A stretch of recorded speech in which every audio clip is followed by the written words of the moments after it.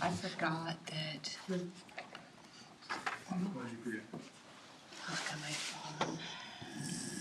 Okay, I'm going to call the January 2026 regular meeting of the Cook County Grand Marais Joint Economic Development Authority to order. The time is 4:03 p.m.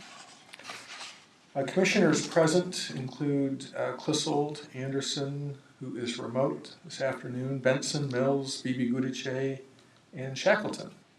And we have one vacant position. So the agenda was provided to the commissioners in advance of the meeting. Are there any changes or additions requested? I'll make a motion to approve the agenda. Thank you. Is there a second? Second. Commissioners, if you could all turn your microphones on. As I was saying, I'll make a motion to approve the agenda. Yours is off still. It was on probably. Okay. Second. Great, thank you. Okay, we'll do a roll call vote. Anderson? Aye. Benson? Aye. Mills? Aye. Bibi Gudice? Aye. Shackleton? Aye. Clissold is an aye. Motion carries. Next item is the agenda itself. The agenda was provided to commissioners again in advance of the meeting. Any changes? Oops, sorry. We just did that. Annual meeting.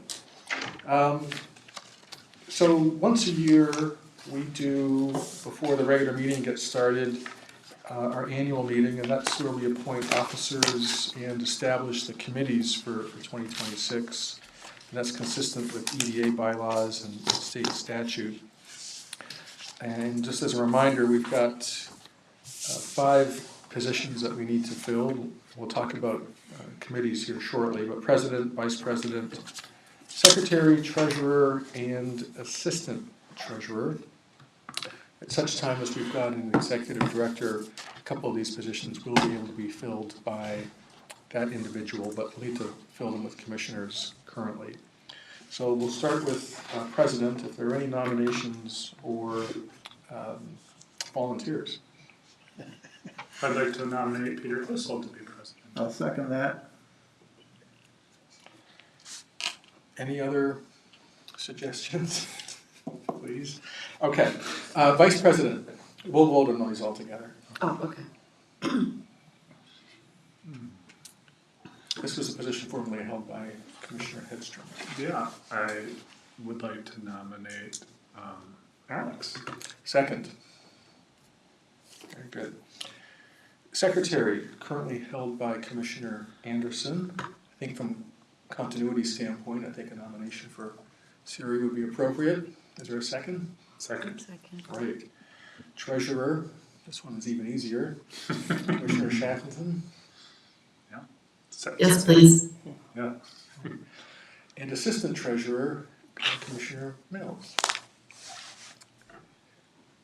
Is there a second for Commissioner Mills? Aye. Thank you, Siri. Okay, so those are our officers for 2026. So I'll take a roll call vote en masse for those. Anderson? Aye. Benson? Aye. Mills? Aye. Bibi Gudice? Aye. Shackleton? Aye. Clissold is an aye. All right, congratulations and thank you, everybody. Thank you. Okay, committee assignments. The committees that we're proposing to fill for 2026 include finance, personnel, grant review, design, Taconite Harbor, and the golf course. And starting with finance, we're showing only Shackleton currently in that committee, although I feel like I was a part of it. I can certainly volunteer myself there, Mark, if he would be so kind as to remain as chair. Okay. That's fine. And I thought I was also on that. Great, Yeah. volunteer, Yeah. okay. So Shackleton chairing, Clissold and Mills on the committee. Does that suit everyone? Well, we can vote on these en masse. Personnel. Personnel is currently chaired by Tracy. We've also got Dave Mills and Alex Bibi Gudice on the high functioning personnel and HR committee. Any changes there? None suggested. No, good. Grant review, currently chaired by Commissioner Anderson. We've got Shackleton and Bibi Gudice also on that committee. Any changes suggested there? Does this reflect kind of the dynamic of leadership on that committee currently, or Alex, do you feel that perhaps you're better positioned as the chair there? I don't think I guess my only response is, we, maybe a couple months ago, we talked about how we could kind of streamline the committee process and communicating and working with the director, North Shore Development Co. You. So my question would be is just what are the expectations of the committee chair, if there are any beyond just participating in the meetings? Is there a scheduling, organizational, Calling the meetings, correspondence? taking the lead and reporting out Sure. in mass meetings like this? Sure. Okay. Well, Yeah, Alex is certainly doing more of it than I have been. Was not conscious of that I was supposed to be the chair. Quite all right.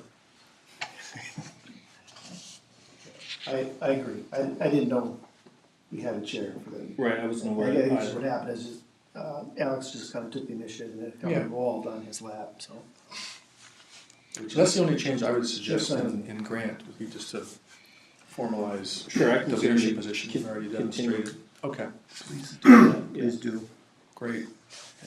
Design review chaired by Commissioner Shackleton. I've, as a means of horse trading with Commissioner Shackleton to get him on the golf course committee, I've volunteered for the design committee. Great. And this committee is about the business parks. It is, Yeah. and I suggested initially to Teresa that perhaps we would sunset it in 2026, but I was reminded that we do have an obligation. In fact, we've got an obligation to have 3 committee members by statute, so I'm willing to add myself. Is there I can anyone add else that would be willing to do I that? can- Wonderful. Awesome. Great. I think we've got at least another year to go. Yeah, For sure. yeah, okay. So, So Shackleton, Bibi Gudice, and Clissold, terrific. And this committee is required by statute because of the obligations that are, okay, You thank you. got it, yeah, things like the water plan and development plan, yeah. And what business owners have to finish what they're supposed to be doing on their businesses, and then Yes. they have to have a functioning business, yeah, all that stuff. Agreed. Okay, that takes us then to Taconite Harbor, currently chaired by Benson. We've also got Anderson and Mills. I think that's great, maybe a little awkward since you're on that advisory committee. But otherwise, I'm happy to, Thank you. At this point, we're kind of taking a step back and letting the advisory committee go, so. But after that, happy to Exactly. yeah, okay. Taking us then to golf course, chaired by myself, also Commissioner Anderson, and as I mentioned, Commissioner Shackleton has agreed to join during these last few critical weeks when we're trying to make sure the numbers line up properly. Okay. So that one's taken care of. Is that what you're saying? Yes. Just those bit, but we read, okay. Yeah. And I'll make a motion just to formalize those committee assignments as discussed. Thank you. Is there a second? Second, All right. We'll do a roll call vote, starting with Anderson, Aye. Betson, aye. Mills, Aye. Bibi Gudice, Aye. Shackleton, I, Clissold is an aye. All right, thanks everyone for your added commitment to the cause. Okay, at this moment, we'll open up the floor for public comments, providing members of the community to make comments relative to the EDA. Any members in attendance? No? Okay. You're doing a great job. Seeing none, we'll close public comments. Okay. Approval of meeting minutes. You'll find this on pages 4 through 8 in the material. This is from our regular meeting of December the 16th, 2025. Any edits that you'd like to see in the meeting minutes? No? Okay, seeing none. Is there a motion to approve? So moved. Okay, second? Second, Thank you.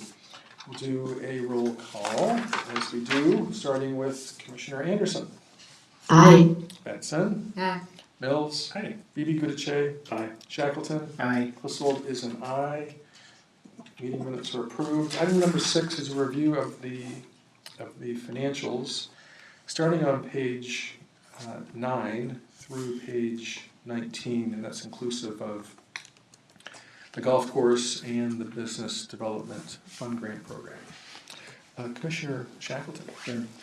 So the year-end financials for the EDA came compared to budget. So I'm saying here was pretty close to what budget came out. So we were really looking good against budget.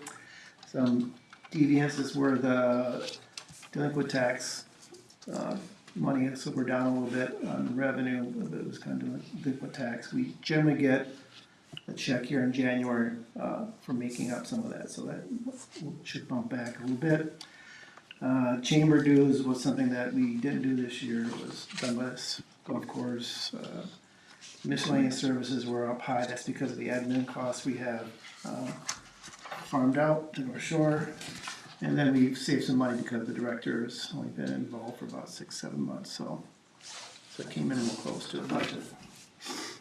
Any questions on the EDA? If there are not, I'll just move on to the golf course. Please. Okay, so the golf course, year-to-date for 25, again, was pretty close, 1.7% off of last year's income numbers. Cost of goods were slightly higher because of merchandise issue, which I will have to investigate. I have to look at some of the invoices that they had last year, so. Insurance costs were a little bit higher than expected. Other than that, there were some capital expenditures that we had this year that we didn't have last year, so. And of course, the payroll was significantly higher this year than it was last year. We were fully staffed and there was so there was a loss there for the year. Last year we made a few dollars, this year we lost, and so the cash situation is tight.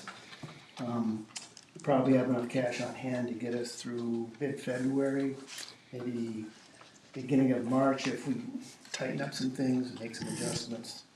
The closing of the golf course, the date is probably mid to late March. I'm not sure what we're talking about. Or I think it will be later than that. It's going to depend in large measure on how long the right of first refusal period ends up taking. So it could be as many as 90 days. So I made an inquiry to North Shore Federal Credit Union about a credit line for the golf course, and so we should have a conversation about that this week. Our cash reserves here at EDA, we have about $120,000 of money that we could float around if need be. You know, that we could. It's available. You know, it's not budget tied. We could handle our 2026 budget without. No, so it's available if we need to. So that and a cash credit line or something that we'd have to look at to get us to closing. So, anybody any questions about the golf course? Yeah, we'll talk more about the sale during commissioner reports. Sorry, Commissioner Mills. How much might we have to float? Well, it depends on if we continue to operate as is, right? And the buyer may be interested in having that happen too. You almost have to get their input on how they want to approach it. But we're probably, if we do our best, you know, we're probably about a minus $50,000 to $60,000 a month, you know. So, and we have enough to get us again probably till late February is my guess, and then so you got March, April. There's another. You're looking at least 100. And then maybe more, depending on what if we have to put, there's escrow amounts that we're gonna have to come up with too, that might be additional funds, so. So At closing. So the reserves is what you're considering to get through? Yeah, so our February? EDA reserve, I mean, we have about $120,000 that, you know, will be there that will not be needed, you know, that's kind of in our, if budget lines up according to plan, right? So that may not be enough, right, is what I'm thinking. So that's why I was thinking about getting a credit line. And see what we can do about that, so there's enough cushion Yeah, to land the plane, as Peter said. yeah. But so the 120,000 though was in your consideration for getting us through February, possibly March, excuse me, sorry. No, I mean, Okay, the 120 is in the EDA bank account, Gotcha. and it's unencumbered, right? So we look at throughout Yeah. 126, it's not gonna be needed unless we come up with some other kind of program or unexpected expense pops up in our lap or something of that nature, but, that's, you know. And I know the message has gone out to golf club management that we need to be super careful with the expenditures.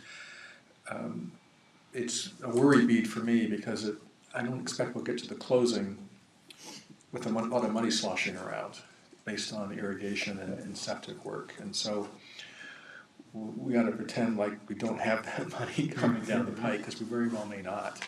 And so balancing between keeping the golf course running in a normal fashion, because that's what our buyer expects, and really managing the expenses, because it's tight. thank you.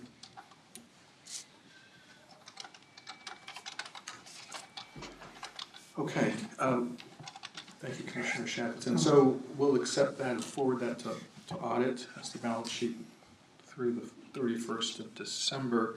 Is there a motion to approve the December 2025 EDA payment? So moved. And is there a second? Second. We'll do a roll call. Anderson, Aye. Benson, Aye. Mills, Aye. E.B. Goodich, Shackleton. I, Clissold is an aye. Okay, new business. We've got a proposal from Redpath and Company to do our 2025 financial audit, both for the EDA as well as Superior National. And that was included, their proposal in your agenda packet, pages 20 through 32, I believe. The fee for 2025, it's up a little versus 2024. That is to say, it's at $25,500. That's versus $24,360 for the 24 audit. Of course, Redpath does bring some pretty deep experience on how the EDA is structured, as well as history and past practices. Anything you want to add, Commissioner Shackleton, regarding Redpath? no, I did have a conversation with Andy at Redpath about the 5%. Their fees increasing about 5% a year for the past 4 or 5 years, and I think is a little high, for an audit, right? I'm not sure what their supply chain issues might be or what their costs of operations. It's not unlike a retail business, so, I did have a conversation with them last week about controlling costs and what we can do to mitigate that. And so we did have a conversation, and one of the issues is that we had a new auditor last year. And because the new auditor wasn't as familiar with our procedures, it took a little bit longer, for the audit to get done. Serena's time was taxed a bit because of additional questions and just the unfamiliarity that this auditor had. So we addressed those issues, and going forward, that it shouldn't be as much of a problem this year. But I would like to put it out maybe for a bid, sometime before the audit's done, so that we have some kind of option, at least know what cost should be. So that would be a thought that we should do. That's a good point. I've got no frame of reference as to what an audit of this size should cost, although 25 large does feel. Yeah, it just seems large to me too. So, It's, I remember Teresa's comments about it a few years ago. That said, I think I can interpret what you're saying though is we aren't paying for their learning lessons, right? correct, and that was what the issue of the meeting was about too. It's like, because Serena, she inquired to me about, well, I'd like to charge for the audits separately from her monthly, work that she does for the EDA and the golf course. And she brought it up is because last year she ended up putting a lot more time into it. And so that was the impetus of the meeting we had with Andy about it. I was just gonna say the county uses Redpath, and I thought we have a 2-year contract now. And I thought that was the average increase was 4.7. I was just trying to look that All up. right, good. Larger organization, but a similar fee. the community health board, I can't remember if they use RedPath now, but had a very hard time finding an auditor. So that's, I did a little quick look, and the state of Minnesota has a list. I mean, there's probably about, 10, 15 qualified, third-party auditors other than the state that does this work. So it's just a matter of, I think it wouldn't be hard to get a couple extra bids, on the work.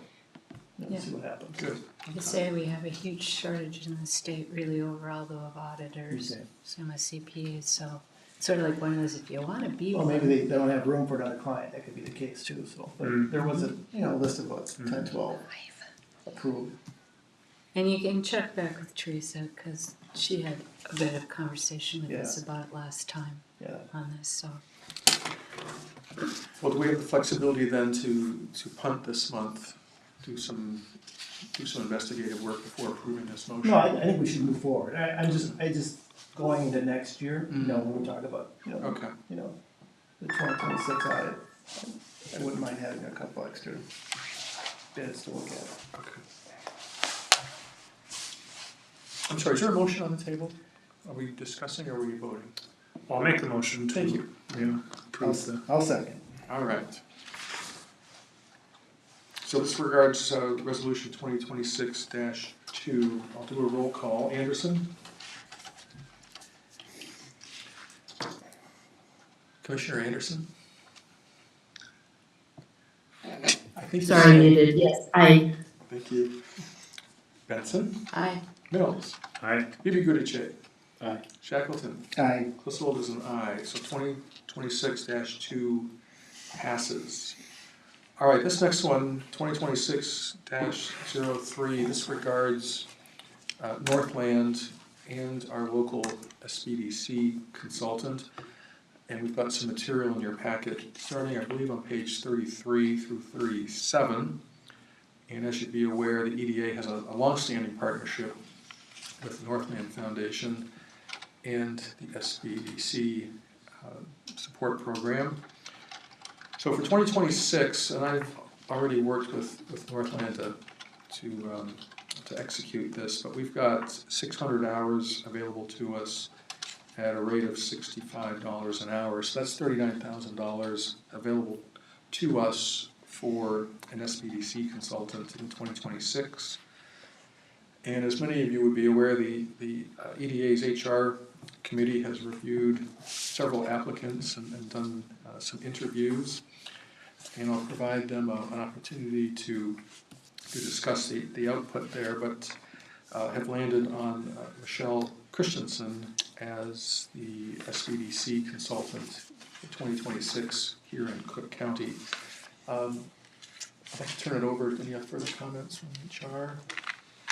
Personnel? I think part of this started first looking at past applicants, and then it was opened up and Alex made sure it was posted out. And we had some conversations about that and worked our way back to Michelle. And some were very clear, I think, candidates, and some not so much. There wasn't a close setting on some of them, so what we needed. And then we've got a little topic somewhat related to this coming up farther saw down, that. so. Okay. Anyways, Alex or Dave, do you wanna list anything? I was just gonna say, we also talked about what our role as the EDA HR committee is in hiring a contractor, and just how that wasn't a real clear fit, but we were happy to be a part of the process. I'm glad you were. Yeah. And, just have more eyes on Never a bad thing. Yeah. And I'm delighted with the result that you landed on. I think Rochelle is going to do a terrific job. Yep. She's excited. Yep. I think we should be excited, and I think the community should be excited. This is Yep. great. I think we're all very, Yep. very positive about this, so. Good. And I don't think you weren't able to Right, attend I had that to meeting, back but out last minute. yeah, we met with her and discussed if she had other questions and just what our kind of vision or perspective was. And so that was great. Mm-hmm. And I can help her get set up in the in the physical location, the passcodes and whatnot. I was over there this afternoon, and the space is cleared out and quite orderly in that office. So it'll be, there's not much in there, frankly, but should be able to use that space. Great. Anything? I just, is there an MOU coming after this? Yes, yeah, Cool. yeah, there is. Great. So we have an executed agreement with Northland in place. So that's a relationship that's been established and has been executed for 2026. What we don't have, but will do, is between the EDA and Rochelle, is a MOU. Yes, as we did with the previous Sounds good. consultant. We're treating them as a contractor.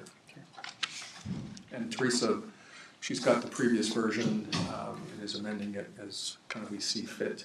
So it's everything we need and nothing we don't. So yeah. Do you have a sense of when Rochelle will start, when it'll become active and live and Yeah, onboarding starts? there is some onboarding, as I think you're aware of with Northland, but the thinking is February the 1st. Great. Yeah. Awesome. No point in waiting. Okay. So is there a motion to approve 2026-0? I'll motion to approve that. Thank you, Commissioner Anderson. Is there a second? Second. Okay. So we'll do a roll call. Anderson, Aye. Benson, Aye. Mills, Aye. Phoebe Gudice, Aye. Shackleton, Aye. and Clissold is an aye. 2026-3 passes. Okay, this next one is a discussion item, and it's regarding conflict of interest. And Teresa has taken this homework over the last 30 or 60 days to align our process with statute and clarify some things that we believe need to be clarified, and frankly remove some things that maybe were duplicative or just not necessary. It's in pages 38 through 45 of the packet. And so these aren't really wholesale changes. I would consider this more of a fine tune.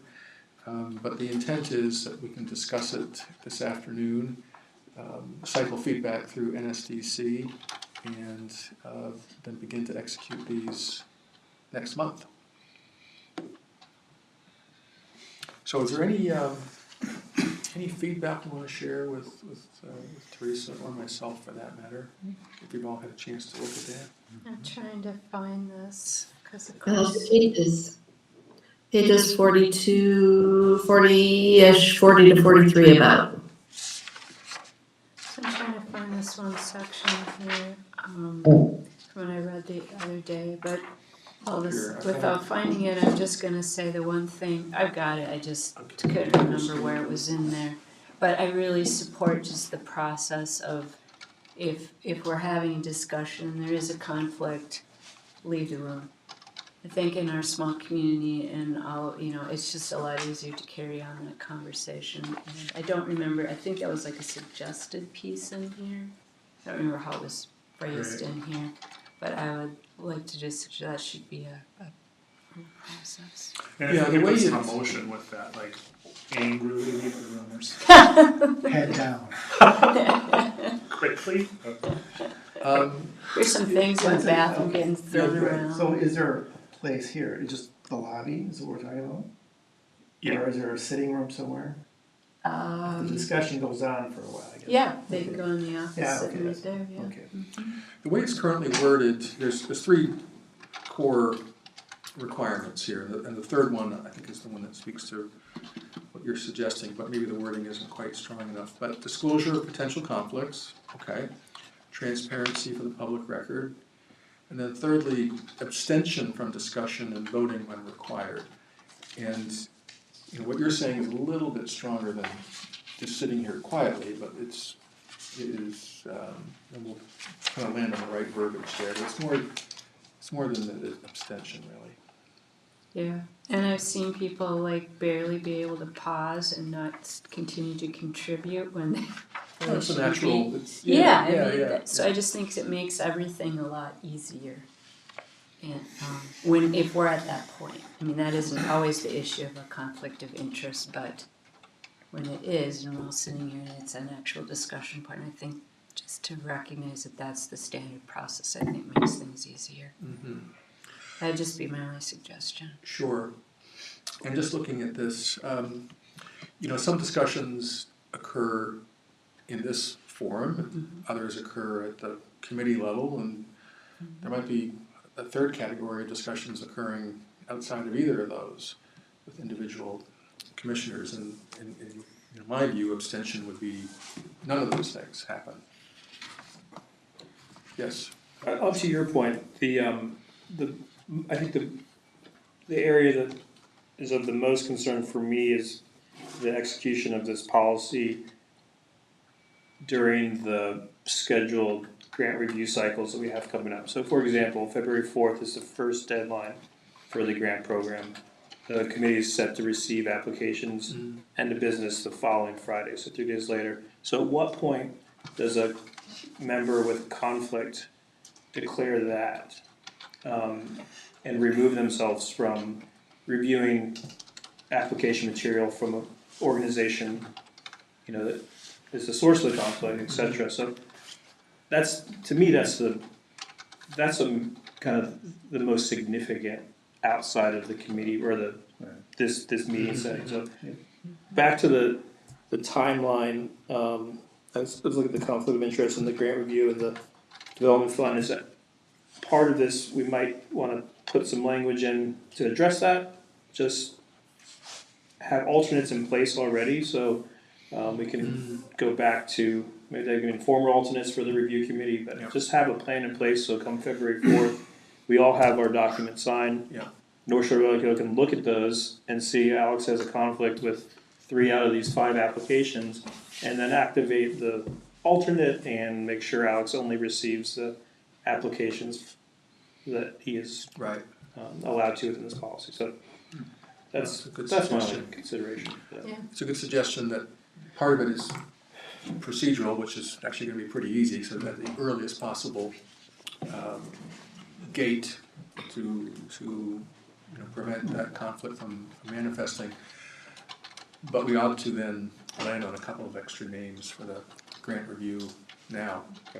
So then, also, that means the grant review committee, if there is a conflict, would have to maybe schedule a couple different days. You wouldn't be able to do it all in one day unless your alternates, everyone shows up together, someone leaves the room, comes back in the room for an application. So Yeah. we have to be prepared to schedule multiple days, right? Okay, yeah. So looking at 2025, there were probably 3 instances of conflict within the committee. So that's not too, considering the number of applicants, not too much. So that unfortunately would just probably have to be reactionary. That if we discover a conflict at the deadline, then we just respond, Okay. which requires some flex. We have 10 60 days to yeah. do it or something, but it's with all our schedules, it's require a little more Okay. diligence in scheduling. Well, I'm happy to raise my hand as an alternative Okay, if you'll take me. Yeah, I'm happy to as well. okay, all right. And then I would just add, my suggestion had been that we do the conflict of interest form digitally because seeing there were copies that got lost between filling them out and getting recorded or putting on record, so that would make it easier to not lose them. It would be. It was one of the auditor's questions too, was trying to locate these disclosure documents Yeah. the last couple of years, what file cabinet they're in. Yeah, good luck there. And just, if I may, Please. just to address your concern, Tracy, on page 42, the last paragraph, the extension and the nature of the disclosed conflict shall be recorded in the official meeting minutes at the discretion of the board chair. The interested board member will be asked to step away from the table during deliberation. However, physical absence from the meeting is not required by statute. So that was something. You're right. That was something we had discussed, and just wanted to. I just couldn't remember where it was sitting in here, but Thank you for that. I just wanted show my huge support for that and explain why. I Yeah. just think it makes all conversations go a little bit easier. Okay. And it's just clear for, that person is, It's cleaner. Can you just tell me what the nature of the disclosed conflict is? I mean, simply stating the conflict is one thing, but how much elaboration is required of somebody stating that conflict on the record? That's a good. Well, just based on personal experience, I can tell the board that I've got an ownership in this business and there's been a grant application, so I'm not going to, be part of this. So there's, I suppose as much as is reasonably required for an average person to make the connection of why there's a conflict. I don't have a chance to really verbalize that. That makes sense. I mean, just the general nature of the conflict. There was a couple of years ago, the county had a planning commission person disclose a potential conflict of interest, and then the remainder of the board decided that there wasn't a conflict of interest, and they asked this person to participate. Sure. So how does that happen? Are the rules regarding, that kind of? So we've had our city attorney Okay. clarify before that, no, that really isn't a conflict of interest, Okay. but. And then participation is actually legally required. You Right. can't just be like, I don't really want to vote on this. Right. So if someone proposes a potential conflict of interest, is it up to the committee members or to decide whether that's gonna be a conflict of interest or not? Or does it come before the whole board, and how do we just determine that? Yeah, in this policy, I thought I said something about us asking an attorney. Okay. So if it needs to, I Yeah, guess if we go back. necessary, the board chair may seek guidance from legal counsel to determine whether a conflict exists and how it should be addressed. It's defined, but I know what you mean, as soon as it doesn't feel very clear. But I mean, we should be able to be okay with this fairly easily. And then if something does seem a little gray, we have sources for help. But I mean, every time that this pops, we shouldn't have to call No, the right. attorney. No. I think 90% of this is gonna be Yeah, common I sense. agree. We didn't- Yeah. That's how I view it. But Good to think of all the ifs though. yeah, and have that, yeah. Yeah, and based on all this, we're not suggesting any changes to this new version yet Well, I that think, I've picked up, I or? think we have to be clear about, are we gonna ask someone to leave the room and not be present? Yeah. That's not. A little clear definition around So we need to- abstention. Yeah, we need to add that language, and then we're good to go. The electronic component, Right. and I think we're there. Okay. Okay. So we don't need to decide anything today, although this is an important discussion. Teresa will take this feedback and finalize it, and then take a look at the final version. It's a great improvement. I mean, it's Yeah. going down the right path, for sure. Okay, good, thank you for that. Okay, yeah, my notes suggest that the next item is from Commissioner Anderson, and that's an overview of the results of the St. Catherine University student-led analysis of the business development program. Great, thanks. I would love to do that. Dr. Chu is trying to join the meeting. Maggie, I don't know if you can allow her in. I did text Patrick and see if he could allow her in. I just text you, Tracy. Like somebody's waiting. Oh, Yeah, she's in the waiting room. Oh, that's what that noise.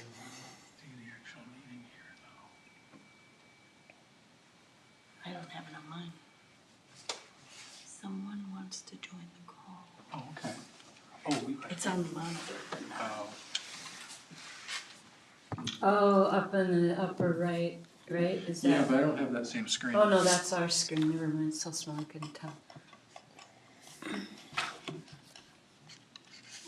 please? Do you want me to text? Yeah, do you mind? Patrick, no, don't do that. Actually. Oh. You got it? Rick is out of the building, so he said, Maggie would have to do it. I don't see the Zoom call.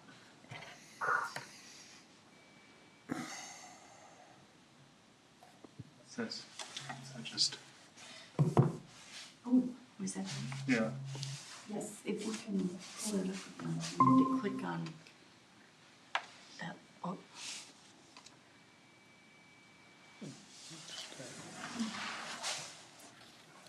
While they're working on that, I believe I am now sharing, my presentation screen. Is that right? You can see that? Yes, we Yes. sure can. Great. I can wait, or I could just start and while people are working on getting her in. She hadn't joined the meeting yet, I take it? No, she's in the waiting room. She's in the waiting room. Oh, she got that, okay. we're trying to find the window Mm-hmm. to click on let her in. Is there like multiple windows? Who has the logistical ability to set up the Zoom? I'm ready. Because Maggie didn't, no, she's not the administrator of the Yeah. delay, not this one. Oh. Well, she would have logged Oh my into our gosh, if I could system, just not get as over Maggie, chat. I mean, she should have been How do I coming. close? There's gotta be a shortcut. I should have set her up for that. It's not like she's in Right. as an Where was individual. it? It's over there, it's upper right. Hey, I'm just gonna close this. And then I got this. And then Okay, we're almost there, Siri. Okay, great. And did I just disrupt what you see? No, you're So- good. You're fine. You still just see my presentation? I just saw it, right? You just added? Okay. Dr. Q, We're all set. All right, sorry about that. we're really sorry about that. Thank you for joining us, and thank you so much for your leadership in this project. It has been really an honor to work with you. And thank you so much for offering this opportunity. I believe students have learned a lot from this. Yeah, as have we and will we. All right, so I'm hoping you have a widescreen version now of the presentation, is that correct? Yeah, I'm gonna close that people window. Go ahead, Commissioner Anderson, we're good. Yep. Okay, and the presentation is shared, so you can look at it separately also if you like. All right, so this project, as you know, was introduced many months ago to do a quality improvement research on our small business development fund. And we were looking to understand better two things, how if it was more effective for economic development than reducing the tax burden on local residents, and if it was making the area a better place to live, work, and do business over the time in which it has been instituted. And I just want to say on a broad scale, we can say we got multiple positive outcomes that we can celebrate. So we, first of all, we just put the material together to do the work, and that was something new. So now there's a single list where we have all of the recipients in one document and their contact information that should help us to be able to continue building on having a relationship with award recipients from the past and learning more about what works and what could work better. And we got great work from the students. They did very hard work to investigate the retail or all the different businesses, sectors that they were assigned to, even though we didn't get super great survey results.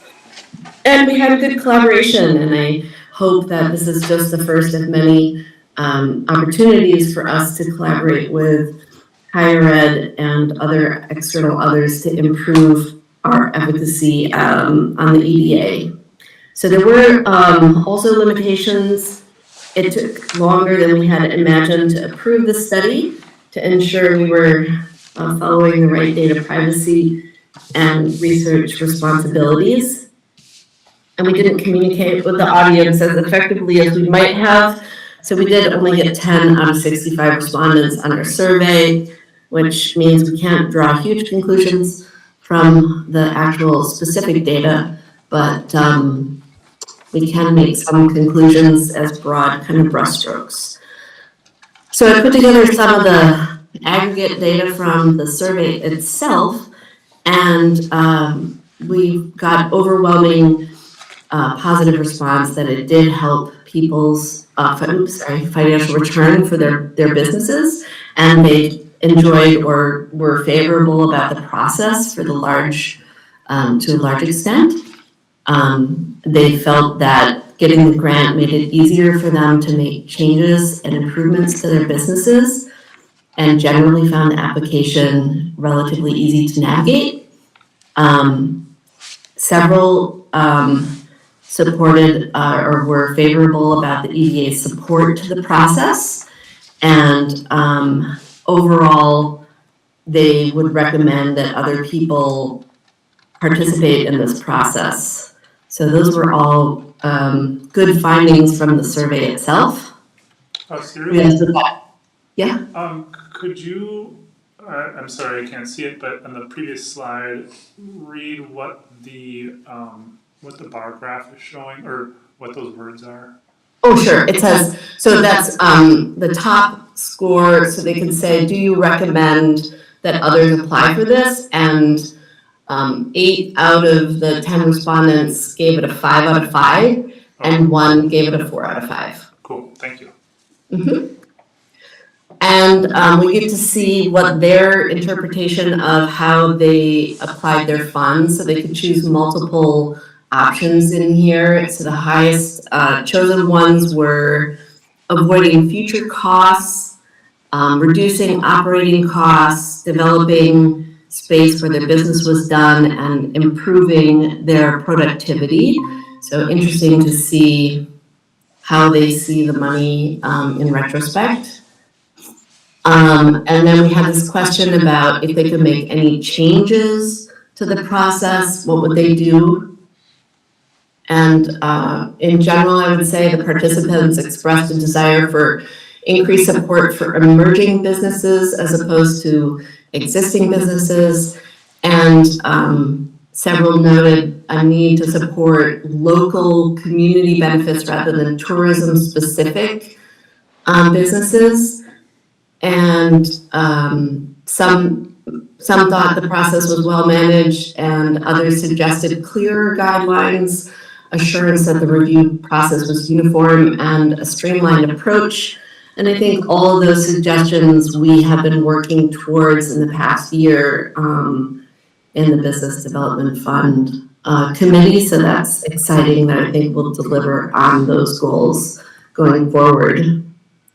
When asked to elaborate, we got a few notes.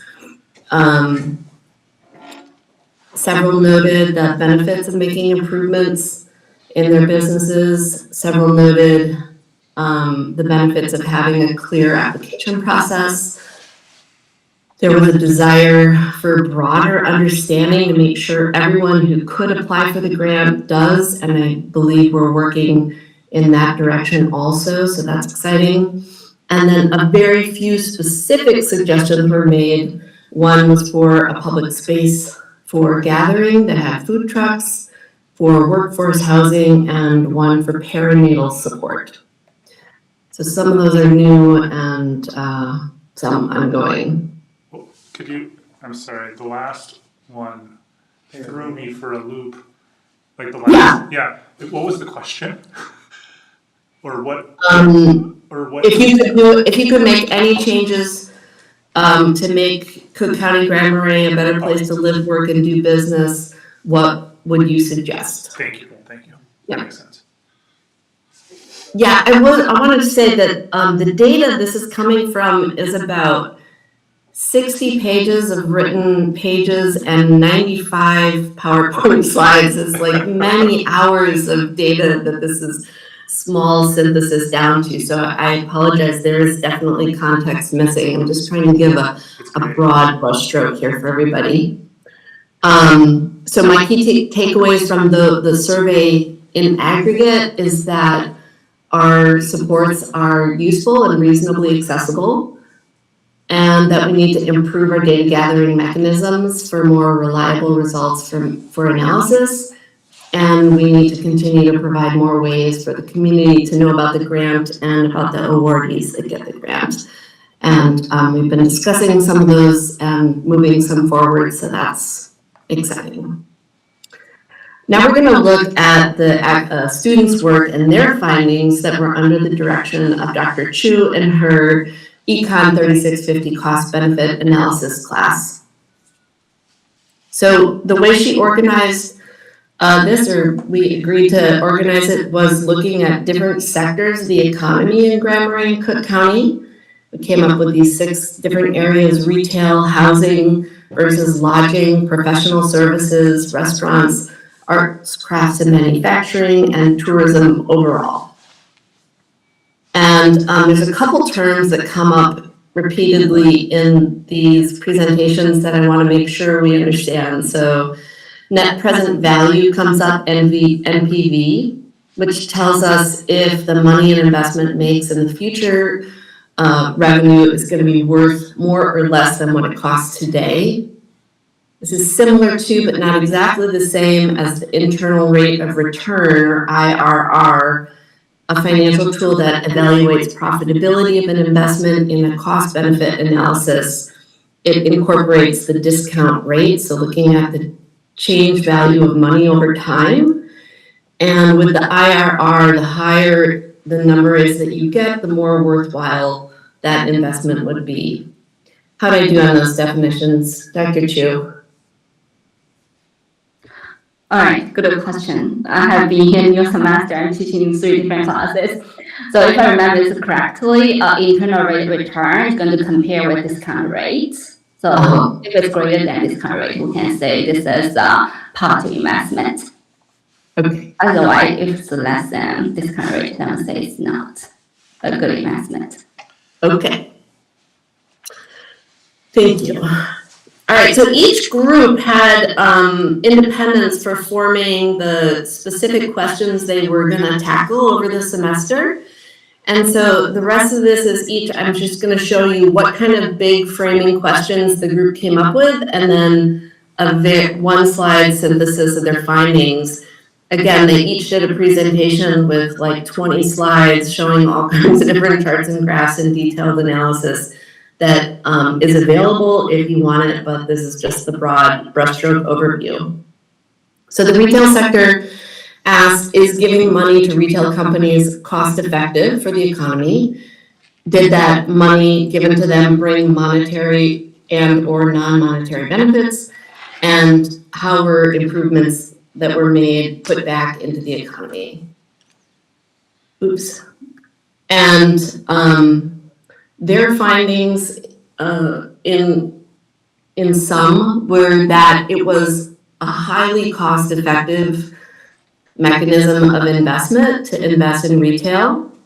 They found that the net present value of investments that have happened since 2016, I think that is the date we went back to, ranged between 8.4 million and 9.7 million. The benefit cost ratio was exceptional, ranging from 19 to 22. The internal rate of return exceeded 400%. And their recommendation was to improve reporting and follow-up to strengthen our program evaluation. Group 2 looked at a different question. They compared the investments that have been made since 2016 in housing, long-term housing versus lodging for tourists. And they noted that we face a housing shortage because of our tourism-based economy, which is very seasonal. And they wanted to evaluate whether investments in one or the other have more of a cost benefit to the economy overall. And they found that while lodging gets a better return, they have a larger NPV, housing also has a positive NPV and meaningful social benefits. So they thought that both are worthwhile investments, but and noted that housing is more sensitive to rate changes due to the long-term nature of reaping the benefits of that kind of investment. What, I think in keeping with what we have determined. what are rate changes?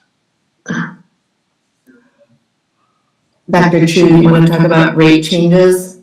I think it's Which rate change? I'm sorry, I missed.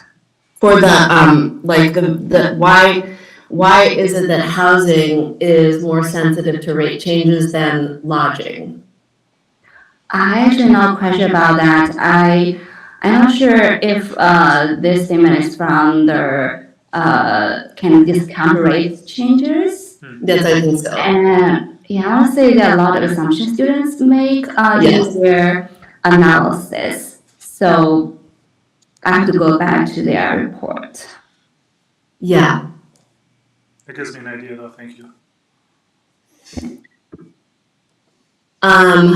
The third group looked at professional services like offices, childcare, healthcare programs, wellness, things like that. And they wondered which sector of the economy of giving grant money would be most effective for promoting economic growth and development. This is the only group that found that the benefits were lower than the program costs. So in every other case, they found that the benefits greatly exceeded the costs. They had limited data, and they noted that financial results alone are not the only possible return from an investment. They recommended improving data collection and recipient follow-up. And I'll just add for this one that several of the very few items in this category were dramatically impacted by COVID and one by a fire. So I think it's such a small sample size that it is not necessarily indicative of the investment, but rather of the situations for those recipients. But they, they're just working with what they had. The fourth group looked at restaurants, and this shows their final conclusion showing the return if the money had been kept with the taxpayer in blue versus the return of the money given to the restaurants. So a significantly higher return from investing the money in restaurants locally, given the small amount of money that it is per person for all taxpayers and the benefits we get from the success of those restaurants. They found that available data supported the use of the grants for investing in restaurants, that the results were positive even under strict economic assumptions, and they recommend continuing the grants and improving our data collection. It's a theme, improve our data collection. Group 5 looked at arts, crafts, and manufacturing industry support. And again, they looked at if reducing the tax burden on local residents would be potentially a better investment than giving the money to this sector of the economy. They found that the grants generated a much higher economic benefit than a tax reduction, that the grants had an estimated NPV of over $6 million, that the tax reduction alternative produced a benefit cost ratio that was less than 1, so it was not useful for the economy, and they strongly favor that we continue the program over property tax cuts. And the final group, group 6, they did tourism, so they looked at everything together because looking at the important role that tourism has for our economy. And they, again, were looking at the idea of, given everything, would it be better off for people in Cook County Grand Marais to keep the money rather than giving it out? Or is there better economic return from giving it out? They found that, that our EDA tourism grants generated higher discounted benefits than costs, that the grants significantly outperformed the hypothetical property tax cut, that they passed the efficiency test with a benefit cost ratio over 1, and that the tax cut failed both economic efficiency tests. So they believe we should prioritize grants over tax cuts to better support tourism and the economy in Cook County Grand Marais. So the key themes in those 6 sector analysis were to get better data, and overall that the Business Development Fund investment is helping the economy more than reducing taxes would by a large, wide margin.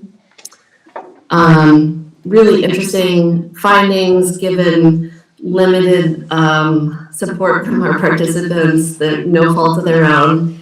And I just really, again, thank Dr. Chu and all of her students who worked so hard to understand the situation in Grand Marais. It was very fun to meet them and hear all their findings at the end.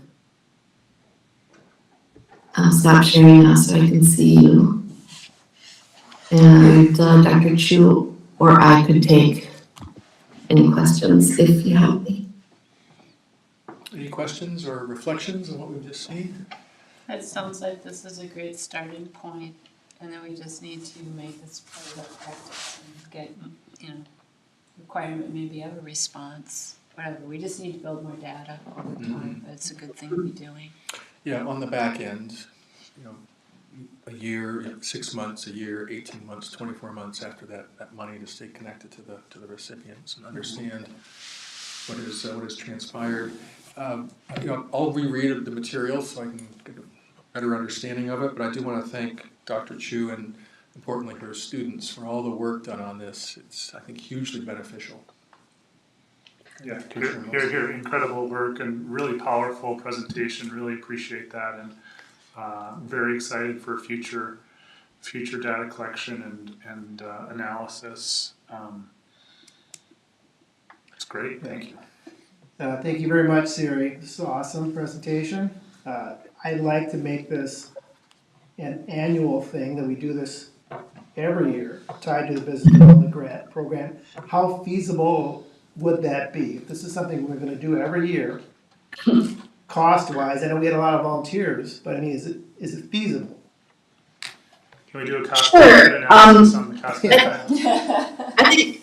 I think it's definitely feasible to do again next year, especially if we have a publicity campaign across the year to help everybody in the community understand, what it is we're doing and why we want the information, and how it's helpful to everybody overall in the long term.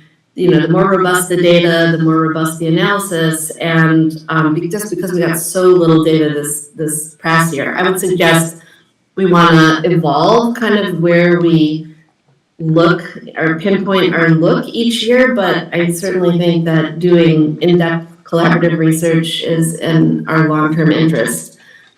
The question of how helping tourists does or does not help long-term residents in the community, that's a communication metric that we have to constantly walk, right? And because it isn't true that it's beneficial, and it's beneficial as long as all the other needs are met, right? I don't know.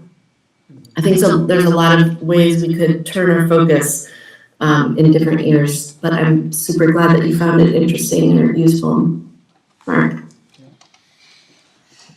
And some isn't even just numbers. I think most of the results feels to me somewhat obvious number-wise, but the comments they made and the suggestions they made, hearing what the businesses had to say about what would be good for us, I think is super important too.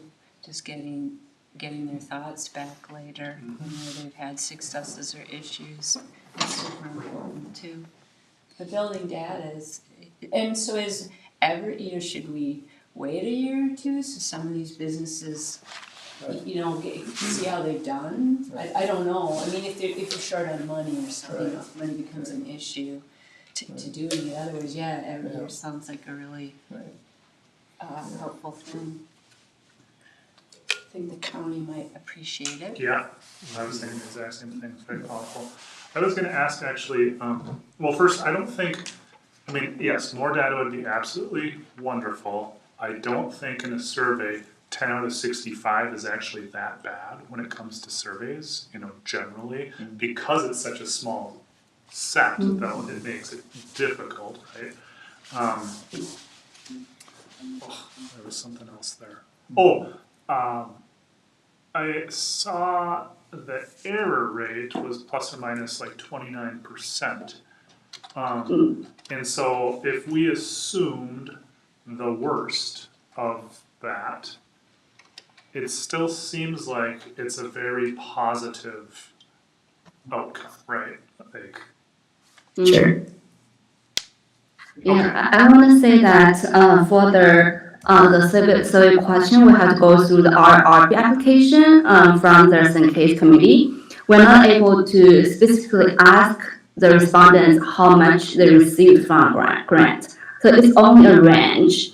So for some categories, students may have two extreme opposite responses. One can say it's kind of 0 to 500, the other one could be 10,000 to 20,000. So we do have those range questions listed in the survey, even for the benefits or impact of the grant. So in this case, if the student only have one response or two responses, it's very hard to have a very accurate estimates because we're not able to have a specific number from the responses to try to keep the privacy condition to avoid the confidential issues. yeah, that makes sense. Thank you for that clarification too. My only comment is, as far as like data collection is, I agree with Commissioner Anderson that we need to generate that interest within the community, but we also have the ability to mandate that from recipients. And I think in this next year coming up, we have some of that already built into the new guidelines, and it's a no-brainer, I think, to require participation in future annual surveys. I think we have it at 1 in 3 years or 1 in 5 years, something like that, but we have the power to require that, and if maybe it means, your full reimbursement doesn't get out to you until surveys are submitted, whatever, but I think we can change the program to generate that, to get that participation, because 10 out of 65, in my mind, for a grant program that is quite large, that's pretty poor. Yeah. I just meant surveys in general. Yeah. Like, send out a mail survey, you get, 20% rate, it's like, oh, okay, sweet. I agree. I think these respondents weren't expecting a survey, right? Right. When they received this grant, so there's something, they volunteered, in a sense, to participate. So I think going forward, though, you're right, the grant language, that language is in there to participate in a survey. So I think that we might get a better response just by that, so. Yeah, the expectation. Yeah, correct. And so, sorry if you said this and I didn't pick up on it. Were the other 55 recipients, was there a contact made, or was it just dead air? So I divide all the lists across the industry students or exploring. So all the survey was sent out to each recipient. So everyone's, Multiple times, yeah. okay. In two different categories. One is a regular award recipient. The other one is our RRR. Yep. Mhm. But, okay, so they were sent out. Yes. Which is awesome, right? I'm just wondering about if we're trying to reach more people, and again, it's already built into the system, so maybe we don't need to go down this road, but the face-to-face, you know, or the phone call. It's hard when there's an anonymous, who are you? But our community is small enough where the EDA could potentially make a more solid contact there in the future. So I was just curious how that. I did have people that I talked to say outright to me that they would not fill out the survey. That's what I was wondering too. Yeah, like how many of those were there? Yeah, yeah. That was a shocker. Yeah. I was like, please, no. Like, it's 5 minutes. No. Yeah. Okay. Could provide some incentive, Yeah. a credit, gift card, whatever, I don't know. Yeah. Right. Okay. Yeah. Great discussion. Again, thank you so much for all the time invested in this. I think we'll get a lot out of it. Thank you, Dr. Chu. Thank you so much for the opportunity. I feel like this kind of project is very helpful for my teaching, especially facing the AI challenge. So I did using like some plagiarism tool to check the report. I find that 0% similarity. So I feel like it's a very good opportunity for students getting involved. Thank you so much. Great, thank you. Thank you. It's really encouraging for us. Okay, let's move on to committee and commissioner reports, and we'll start with Taconite Harbor. And I'll update the group on just what's happening with the advisory committee. So we've had 4 meetings so far. Just as a quick reminder, we had a kickoff, and then we looked at the physical conditions and infrastructure at the site, the environmental context, and finally the economic and market context. So just as a reminder, these have been kind of downloads thus far, where the 15-member advisory board's been kind of schooled on all things Taconite Harbor. Following that 4th meeting, Stantec sent out to each of us a survey. Survey might be the wrong term, but ultimately what it asked for is each of our individual visions of what might be there, whether it's one thing or multiple things, entertainment, housing, okay, anything was, no restraints put in place whatsoever. And so assuming that the response rate there is 100%, which may or may not be based on what we just saw, they'll have 15 kind of unique ideas, and there's a reason for that, because we're now transitioning into this visioning exercise, and so I can foresee us all then being presented with 15 ideas on a board, and then we're going to start to deconstruct things and maybe coalesce around a few of them. Our next meeting is a week from tomorrow, and that'll be, as I say, our first visioning exercise. There'll be a couple of those as we presumably fine-tune those into actionable plans, which might be overstating things, but feasible ideas that we can then bring to this board and discuss. So that's where we are now, but the good news is Stantec, to their credit, the meetings start at 6 o'clock sharp. They end at 7:30 sharp, so our time is being respected. As far as I can tell, the attendance has been, if not perfect, nearly so. And so there's been a lot of engagement from folks, which is nice. But the engagement level will need to go up in this next meeting as the table gets turned from us being downloaded to us being more active participants. So that's Taconite Harbor currently. Any questions on that?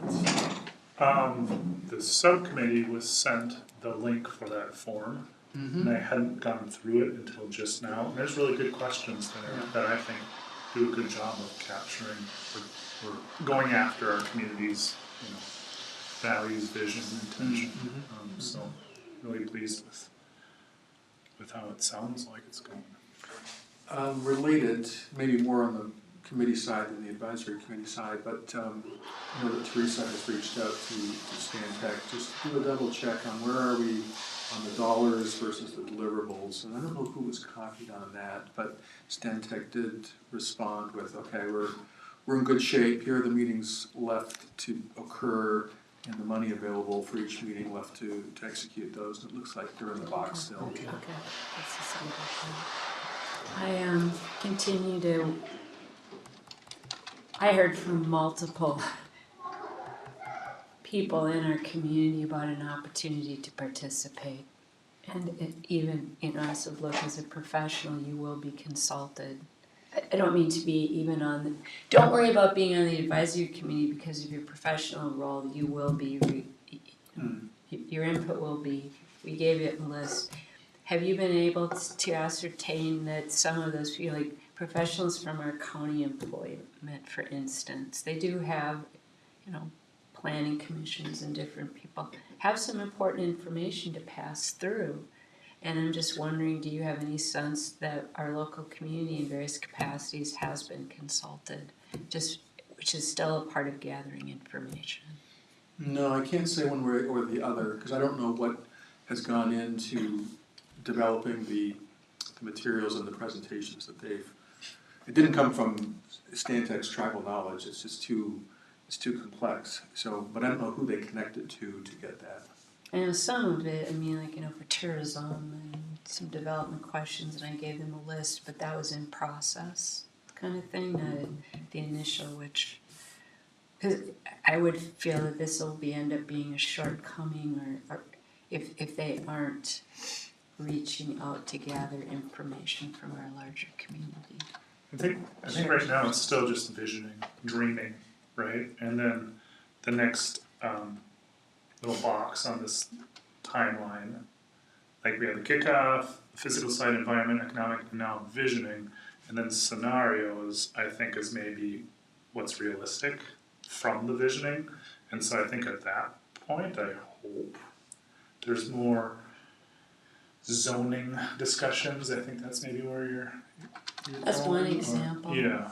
But- But that type of, right now, because at least in my opinion, you don't want to restrict the vision, the dream, right? You want to just, okay, let's spitball everything, and then we can start bringing it back to reality, potentially, but I don't know. Yeah, zoning limitations have been touched on. I don't recall whether it was Physical. it must have been economic market, but in any case, it was covered in a prior meeting.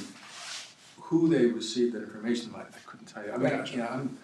I'm at the end of the chain. I'm seeing the product after Yeah. it's been developed, so I don't know how the sausage got made necessarily. I'll ask county folks to see if they've Yeah, been and contacted. they're just one example. We have how many organizations Right. that provide services out in that area, and you just learn something, whether it's their snowmobile club or whatever,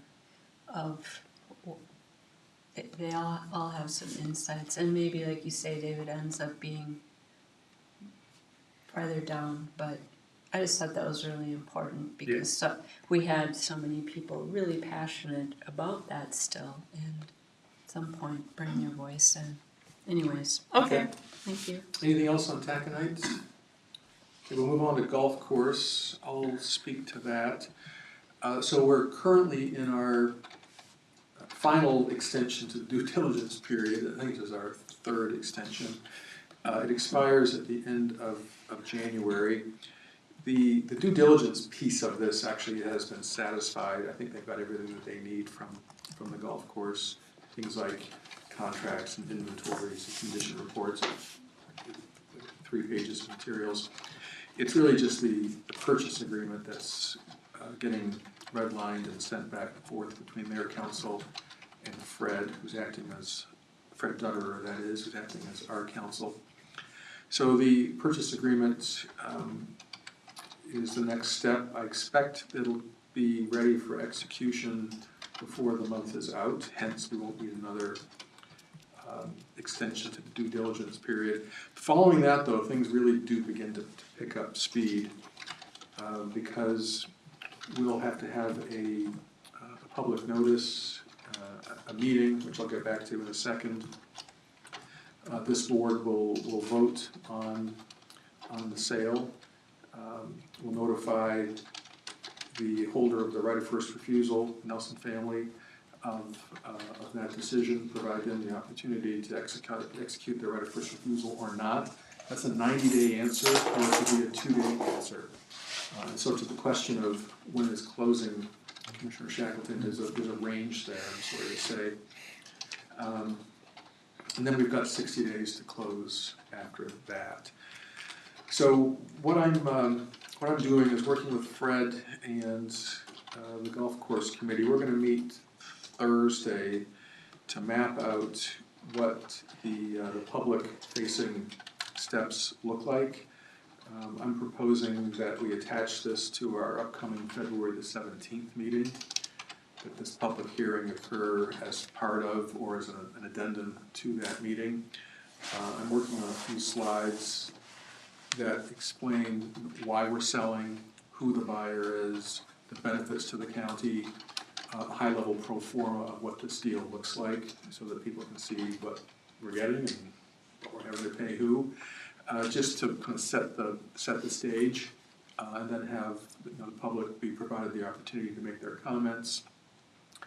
And then we'll roll into the regular EDA meeting, of which this would be one of the agenda items. So that'll be the 17th, our regularly scheduled meeting. The fallback position is we'll hold a special meeting, but I don't think it's necessary, and this keeps things on track as they can be. As you might recall, two big variables regarding the saleability of the property. One is irrigation, and the more recent one is septic. And so Bar Engineering, who you might recall we contracted with for a robust plan, has come back, and the midpoint of what they think this will cost is $155,000 to solve the irrigation. Tom Dwyer at Isaac Hansen has not done the same degree of deep study that we paid Bar to do, but did look at the fluid requirements of doing a septic system at Superior National. He's got a range between 140 and just a little north of 200 that he thinks it might land in. So again, not a cheap date by any stretch of the imagination. We'll be expected to hold 150% of an estimate in escrow, because neither of these jobs will get done before the closing. They'll all fall post-closing. Hence the importance of a pro forma, because as you might recall, we've agreed on $1.85 million as a sale price, but we've got a pretty sizable bond to pay off these items, agent fees, and so not only does the cash position of the golf course currently cause some degree of concern, but frankly the pro forma of the sale too. We won't be swimming in a bunch of excess revenues after this, I can assure you. But more to come on that. Brady's going to fine-tune his numbers as to what the bond payoff is on a particular date. I've asked him for May the 1st because it just feels like the most likely at this stage. But we can move that as necessary. So it sounds like we're gonna have to look for money, right? We Borrow from the county, or we may maybe that have to line come of to the credit. closing with a check. I'm sorry? We may have to come to the closing with a check. Yes, that's possible. I mean, that and we have to source it, Well, right? Or, I mean, like, yeah. right, so escrow money would be out of the sale, right? So the sale, the 1.85, we could, whatever's remaining would be, we could put in escrow. We have to put money into escrow to Right. cover the irrigation. Right, but it Yes. could come out of the sale. Oh, I I'm see. saying- Oh, it'll come out of the sale. Yeah. Oh, yes, okay. yeah, that's what- But after So it has to the be in a bond, check. after the escrow, after the agent's fees, after miscellaneous, because Peter It might doesn't be know gone, everything. yeah, it might be gone That by might be that time, negative. right? Yeah. Yeah, but, it's not like one big fat check, it'd be No. something, yeah. But another, you can close September 1st too, so if, and would the buyer be opposed to that? Mm-hmm. Then you have a golf season worth of revenue in a fat bank account. Instead of no money in the bank account May 1st. You have money in the bank account September 1st. Wouldn't we have the option or the ability to? Once we can talk about it with Fred on Thursday, but once we present the right of first refusal holders, they've got 90 days to respond. Then we must close within 60 days, or we go back to the right of first refusal holders, and the whole thing starts all over again. So it's so potentially 150 days. Potentially, or it could be 61 days, Right. because the Nelsons might say, no way, Right. not interested. Well, I encourage them to. Mm. Well, I mean, that's the age-old about buying and selling businesses in Cook County. Yeah. You just touched on Right. The upswing the or key the thing that downs? most Yeah, people yeah. consider Interesting. in buying and selling, Yeah. so Timing. good luck with that.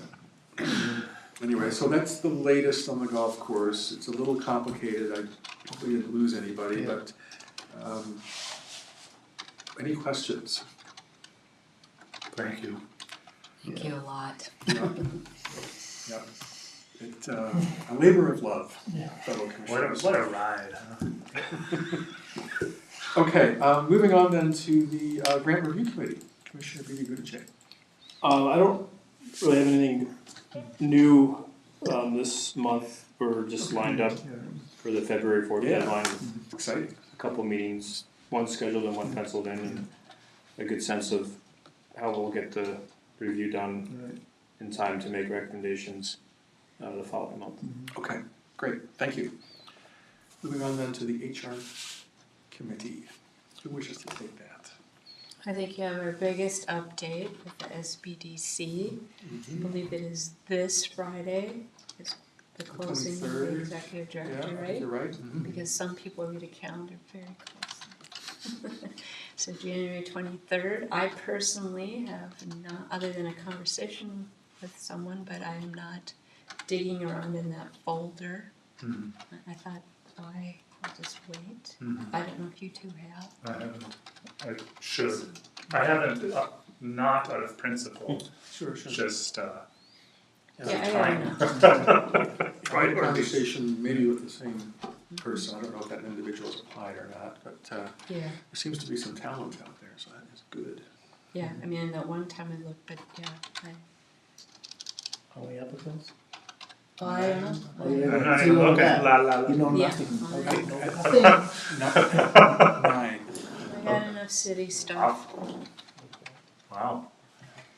so, and then we switched around, our calendars are, we've got holds for interview, it's all set up. Teresa has us well organized. I will change Okay. focus, but, and it's the beginning of tax season, so I got that too. So. Yes. Starting this, right? Not strictly in the HR committee, but related is our vacant commissioner position. I was made aware from the county of one applicant. So I met that applicant at the official meeting place, Crosby Bakery, for just a download on, the expectations and, just the whole vibe. So this individual is in Lutzen, which would be great from a geographic diversity standpoint, is making a final decision, and will get back to me, just based on time requirements and work schedules and such. But I think would bring both geographic and experiential diversity, I think, to the board. But that's the only applicant that I'm aware of to date. Okay. Okay. How long does it take them for the county to get that on the calendar? 2 weeks, Okay. or depending on To get one on the calendar. just Their approval, approval to of the. Oh. approve them so they could actually be at a meeting. Okay. So, yeah, time. Yeah, I talked to the county administrator. They're not gonna act on any applicant until they hear from me directly, so.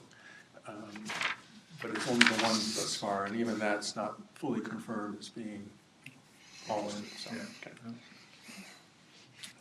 And as an aside, I've been assured that there are regular scheduled meetings now between EDA and HRA and the two administrators, so. Yeah, and I've been I've been invited into to the county one, but I haven't attended, nor have I been invited to the city one, so. No, they're all supposed to be together. Oh, okay. And there have been some cancellations to the administrator's scheduling, Okay, so so they it's just the haven't one all. meeting? Every Okay. other Yeah, I don't think you Okay. missed anything, right? No. Yeah, so you haven't missed anything, but I've been informed that they're supposed to be back on track again. Yes, I so. did see something on my calendar. I didn't realize that that was joint, as it should be, but good, Yeah. okay. Terrific. All right, then moving on to business consulting services discussion. Commissioner Vince? Wanted to bring up these two items a little bit more formally. I think I've mentioned them before generally in conversations.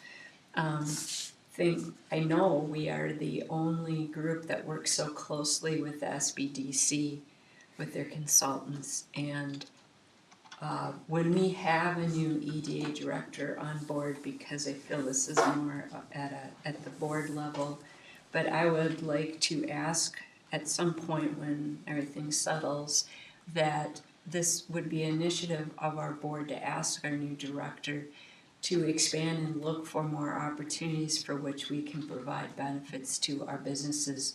I felt like there's just been this reliance on the SBDC consultant, and then we think our job is done. And I think there are a lot more resources available, and we should be expanding those offerings. And we can also, I believe, work more closely with our local chamber, with higher ed, also to provide more out there to our business community and kind of work together and capitalize. And is this the one you wanted to comment on too, Alex? Yeah, for sure. I mean, this topic has come up in the grant review committee a bunch over the past year, and I think we all recognize there's lots of resources in Cook County for businesses, but there's no kind of central agency or person or organization that can help a person access all of the relevant services that exist here already, or that person or organization to always pursue or keep their ear to the ground on new opportunities that are available. So my thought is with this director position, we talked about this in HR a little bit, is to, between now and whenever that person is ready, is for the board to, we can form another small group, we can have another discussion next month, but just to put some organization into what that idea looks like. What exactly do we want the director to do? And provide a little direction. Because there's, as I said, there's no central person, there's no central organization here. And we could be the center of collaboration for all of these different resources that exist and continue adding to the tool belt. I think a good start would be taking an inventory of those resources. Right. A topic that came up with Dr. Chu is that students are interested in working for or with the EDA, and so we could also expand, not just for St. Kate students, but we could embed in our structure an internship program or something. So we had an unpaid, supported higher ed person who could help facilitate some sorts of things. Just, I also feel like we could be doing a better job of supporting our businesses with more robust services beyond the grant or, Sure. And financing, obviously, for new businesses is always very difficult, and the SBDC has very recently been trying to expand, and that's not been big in their arena. And I'll be curious to find out, a lot of this is SBA money, and if that doesn't keep going, then it probably won't be a big focus for them, but there are other organizations that do, and we don't really capitalize on that or utilize it. So I think there's a lot more out there outside of our local community as well available. So I just wanted to bring that up a little bit more formally, and if everyone's in agreement, that could be one of the focuses for our new director, all in time and right time and everything. I would support that. Yep, 100%, especially in light of back-end support from NSDC. Right. So you've got someone here with a better list of, what resources are available, who's behind each of those resources, making those connections. Howard used the term rainmaker, but the job ought to look different than it has in recent past. Okay. Northwoods Food Project. So this past week, I was attending an online meeting, mid-year meeting of actually Great Lakes organization that our city is working with. They are the ones that helped us get one of our grants for erosion issues in the main harbor. They're the Great Lakes St. Lawrence Cities Initiative. They're Canadian-U.S. organization, and they really are there to lobby for cities for health that are along all of the Great Lakes for water health as well as economic development. One of their large side projects, I'll just throw this as an aside, which I think is helpful for us. Siri and I attended that meeting, and I know we brought it up before, but they really want to help cities around the lake come up with sustainable, environmentally friendly business opportunities, and I think the EDA should kind of keep an ear to the ground on that, as well as that committee moves forward. And one of the chairs on that is the mayor of Duluth, and they're looking at things like shipping and even boat manufacturing, large manufacturing. I don't know if that ever applies to us, but they're not looking at small things, they're looking at big economic opportunities. But anyways, in one of that, at one point in that meeting, all the sponsors for the meeting had a couple minutes to give their spiel. And one of them was a food program out of Eastern Ontario that focuses on organic vegetable growth in a controlled environment or greenhouse. And I realized between our local Food Access Council and Northwoods Food Project, which I think you have some I'm on both of those, or I'm the liaison on both of those. that maybe that's another focus for the EDA if we look at other ways, what is economic development in this county, and we need to diversify just like the Iron Range does, and we've not done it successfully. Is that something to explore, knowing there's these other groups with a lot of passion, commitment, but going out and finding organizations like I learned about in this meeting, and they're actually pretty big, like they supply Costco. They're not, for lack of a better say, chump change, what they're able to produce and do. Maybe there's ways we could kind of get involved in something like that as a source of economic development, as well as an EDA, just throwing that out as other ways we could maybe, sometimes these projects are great, but I don't know as if they always hand quite the business view lens to them as much, and maybe there's opportunities there. And I sent that link to that organization to those committees too. I did hear back from Sarah Waddle. So, but I thought there's something just to think about. Thank you. So, Yeah, I personally would be very excited for food production to become more a focus of the EDA. Like an indoor, year-round, indoor facility. In general. controlled environment. I mean, in general, even our local farmers, there's some CSAs here, and they're always, not always, some are looking to expand. There's incredible challenges with starting, but then also expanding, largely labor, but just the flow, right? The farmers market has done great things. Some local restaurants are buying from some, and so just that kind of network, or it could be really good for, I think, our community. When Pat Campanaro used to sit on the Northwoods Food Project as well, and there had been like an economic analysis done with Diane Booth way back when, called the Green Dollar Survey, that I'm sure I have somewhere, just talking about the impact food production can have on a community, and whether it goes into the restaurants or not.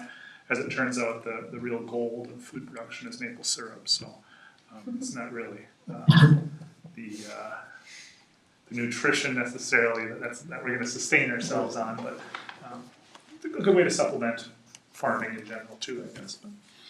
Well, and the other thing to think about too is, like, we purchased all of our plants from a Canadian grower in the valley there before you hit Thunder Bay, and for years, I don't know if they do anymore, but Angry Trout bought a lot of vegetables and food from the Oh, Canadian farmers Yep. to put in that restaurant. So what does that mean? Is there, that's obviously a geographically a cool little spot that can sit there and actually support farming. But, and that's not us, but it just shows the range of what you can do, and we don't think about it that way. Anything else from anybody? No? Okay. Well, with that, is there a motion to adjourn the January 2026 meeting? So moved. I'll say. Want to think about it a little longer? Okay. All right, meeting is adjourned. We'll get back together on Tuesday, the 17th, 2026, for, among other things, as I mentioned, the golf course. But thanks all. Looking forward to working with you this year. Thank you. And I'm gonna be gone in March, and Gary is usually my official backup, Yeah. but he's gonna be gone too, so